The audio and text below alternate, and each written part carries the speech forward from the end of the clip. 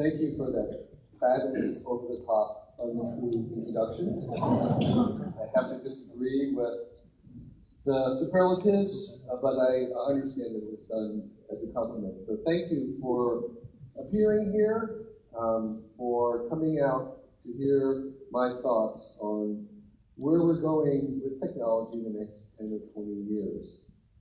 I have to indicate, of course, that I'm only mostly in this conversation talking about digital technology, the technology of bits and electronics. There's a whole other world of biotechnology, which I'm not addressing, which, as you can see, is really convergent with the technology that we're making with bits. But I think, in many ways, this is the central theme of the next 10 or 20 years. Biology will certainly have a place, and it's probably going to be the thing after digital stuff. But I wanted to give you a little glimpse of some of the trends. And I have to preface by saying that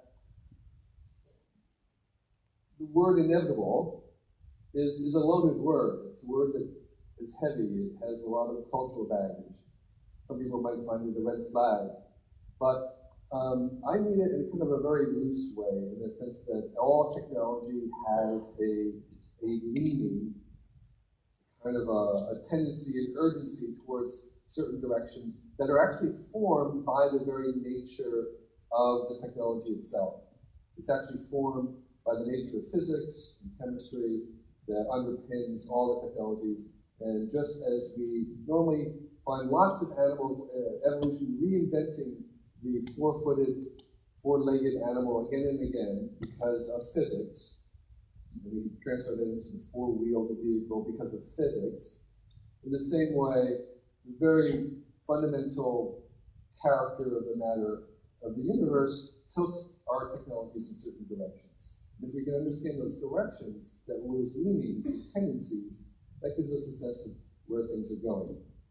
And finally, I want to say that I'm talking about the large forms, the genres of technology rather than, let's say, the species. The species are inherently unpredictable. While we can forecast that almost any planet we would probably find four-legged creatures or four-wheel vehicles, those things are inevitable, but the species of the zebra, say, is completely unpredictable. In the same way, I would say, yes, any planet invented electricity, wires, it's going to probably invent telephones. So the telephone was inevitable, but the iPhone was not. The internet was inevitable. We found it on any planet that had a telephone. But Twitter is not inevitable. Those are completely static, random, unpredictable. And the last image I want to kind of give in your heads is to imagine a huge valley, and there's rainfall falling down into the valley, and we're going to try and follow the path of one drop as it goes down the hills and the valleys. That path is inherently unpredictable, the specific path of a particular drop of rain. But the direction is inevitable, static. So I'm kind of looking for those kinds of gravities, so to speak, in the technological world that are moving things in certain directions. And one of the most important of those directions that we can see coming is artificial intelligence. Artificial intelligence is inevitable because evolution itself continues to make minds, because it has produced minds again and again in the animal kingdom, all independently. It wants to kind of make minds because the mind is this highly organized thing that is in the direction that evolution has been going. And now that same evolution is trying to create minds and technology, and we're going to try many, many times, and have been trying a long time, and we will continue until we produce many kinds of minds.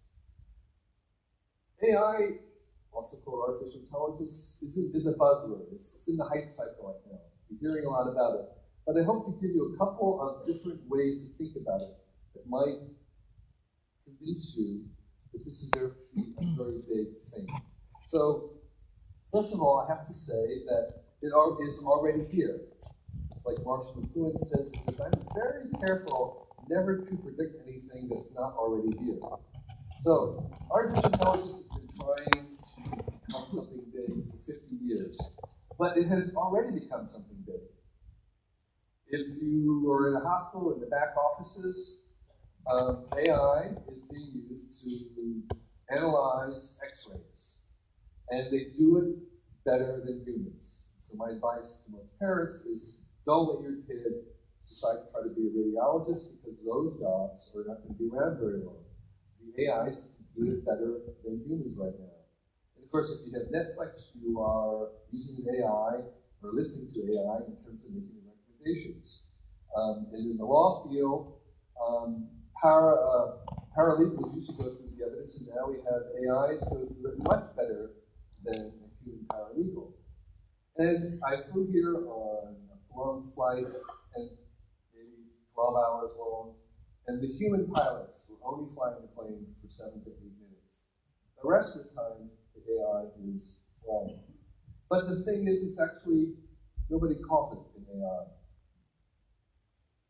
AI is really defined as anything cool in intelligence that we haven't been able to do. Because as soon as we are able to do it, as soon as we can do it, we stop calling it AI. We call it machine learning, expert systems, or something like that. So AI is always that thing that's receding into the future. It's always that thing that we can't yet do. And as soon as we do it, it's boring, stupid, of course, obvious, and not yet the AI that we want. So there's a definitional challenge in that we're doing these things that become more and more powerful, but they're not quite what we think of as AI. So I tend to not try to use the word AI, though it's unavoidable.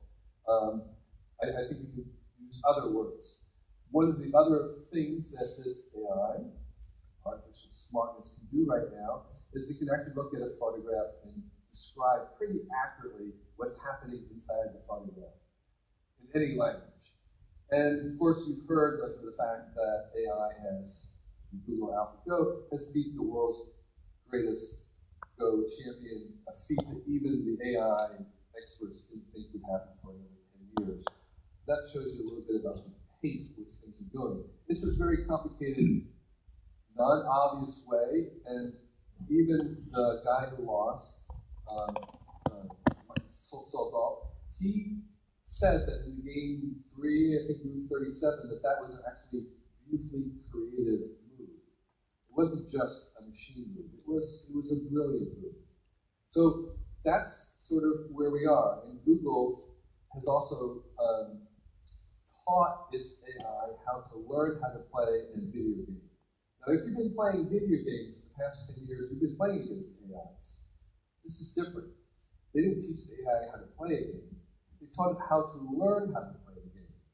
They didn't teach it the game. They just showed it the game, and it watched the game, and it learned how to play these retro 1970s video games better than a human. So this is artificial learning, which is very, very powerful, very profound.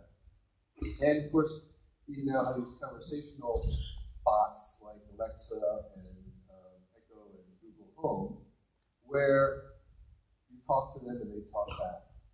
And their comprehension is actually pretty impressive. It's not 100%, but it's getting very, very close. I like to call this artificial smartness, trying to get away from some of the baggage that we have with artificial intelligence. And I want to stress that this smartness also allows us to think about intelligences in different ways than humans. So your calculator, whether it's on your phone or your watch or your desktop, is smarter than you are right now in arithmetic.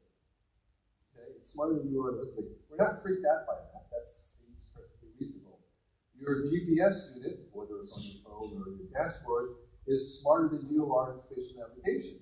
And Google or maybe whatever you're using is smarter than you are in total recall, because it has memorized every single word on 6 billion web pages. Okay, every single word on all those things is in its memory. That's an inhuman feat. That is just beyond human capability. So it is way superior to you in memory. And so we want these AIs to drive our cars because they don't think like humans. They don't drive like humans. They aren't distracted about whether they left the stove on or whether they should have made it finance. They are just driving, focused on driving. And we want them because we as human drivers are terrible. We're easily distracted. We're not at all consistent. And last year, human drivers killed 1 million other humans worldwide. We should not be allowed to drive. It's very simple. We're not very good at driving. We want a different kind of mind, a mind that maybe doesn't have any consciousness, to really focus on driving. So we might even come up with AIs that we advertise as being conscious-free because they're not going to be distracted. So we have our own intelligence has a rather dumb idea about what intelligence is.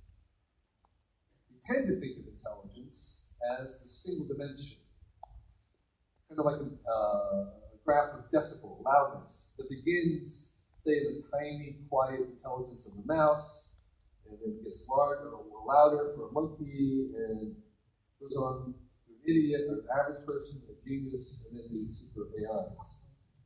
That's totally wrong. It's just not what intelligence is. Intelligence is much closer to a group of very different nodes of thinking, different kinds of thinking, like deductive reasoning, inductive reasoning, symbolic reasoning, spatial reasoning, emotional intelligence, all these different types of cognition that are grouped together and codependent on each other into kind of a suite, an ecosystem. Or you could imagine maybe these things as being a symphony of different notes, where each musical instrument is playing a different kind of sound, and those sounds may have different amplitudes, loudnesses. And so that image, or that symphony may vary from person to person, because some have greater degrees of spatial reasoning than, say, others. And when we come to animals, animals have a very similar kind of suite where they have maybe sometimes even the same instrument playing the same node of cognition that may even be louder than ours. So a squirrel, a rodent, can remember the exact location of 10,000 different nuts over many, many years, a feat that eclipses our own memory. Of course, yet it's probably dimmer, so to speak, in other aspects, other kinds of cognition. When we go to the machines, we're going to do the same thing. We're going to make them more and more complicated, add more and more subsystems of varieties of cognition. But we're going to engineer them to exceed us in certain of those dimensions. And all these intelligences obey the general engineering maxim, which is that you cannot optimize everything.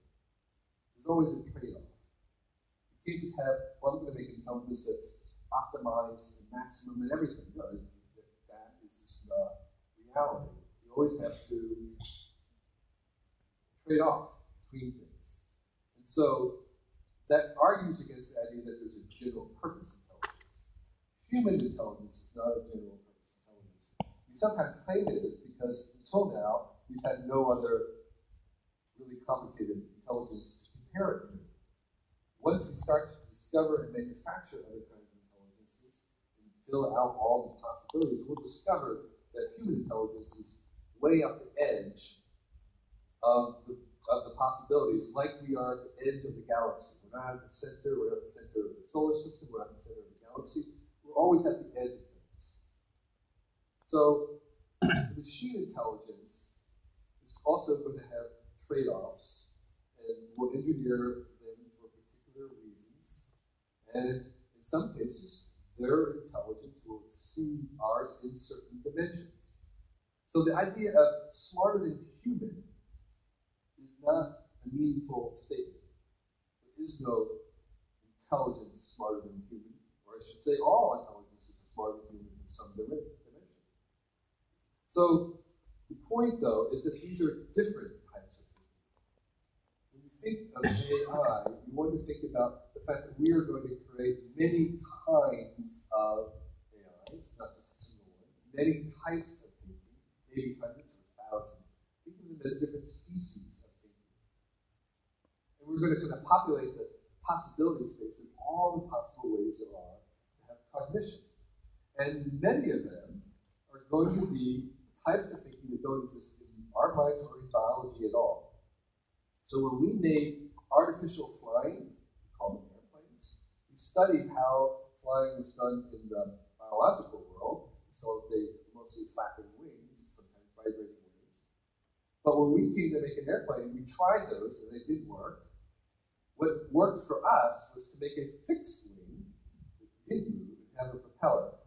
That type of flying does not occur in nature, at least in our planet. And so we invented a wholly different type of flight. And we're going to invent wholly new types of thinking that have not yet existed. And there may be difficult problems in business or in science that are so complicated that they may be beyond our own ability to solve, our own human minds. And so we may require a two-step process where first we invent another type of thinking, called AI, to work with us to solve the problem. That together, the two kinds of thinking, two kinds of minds, are actually smart enough to solve this problem. So another way of thinking about these many, maybe thousands of different species of thinking in AIs is to think of them as alien intelligences. Because the thing that they're doing, it's not that they're smarter than humans, it's that they're different. They think different. And in this new economy, thinking different is the engine of innovation and wealth. It's all about thinking different, having a different idea, coming up with a different way of doing something. And the challenge for all of us, both individually and corporately, is how do we think differently when we're connected day and night to 7 billion other people? It's kind of easy to think differently when you're isolated off to the side, but then your ideas don't mean very much because they're not connected to anything else. It's very easy to be, these days, connected all the time to 7 billion people, but how do you think differently? And I think one of the things that AIs are going to do is going to help us to continue to come up with new and different ideas while we are connected to 7 billion people. The second important thing, besides the fact that when you think of AIs, you want to think of not smarter than humans, but different than humans. The second thing about AI is that it is launching the second industrial revolution. Now, the first industrial revolution was this period, was this invention, was this transition that basically built everything we see around here. In fact, it built this entire city, and from the map of the lights, it built this entire region. It was all possible because of basically one major discovery. And that discovery I like to call artificial power. During the hunter-gatherer age, during the agricultural age, the only way you could make anything significant, build a house, make a road, make clothes, was to use muscle power, natural power, whether of human or of an animal. So if you want to make a house, you had to use the energy from yourself or from animals to make it. If you want to make a road, you had to use your own energy of humans or of animals. And that was the only way to get anything done. And that was very, very limited. And so the genius, the power, the revolution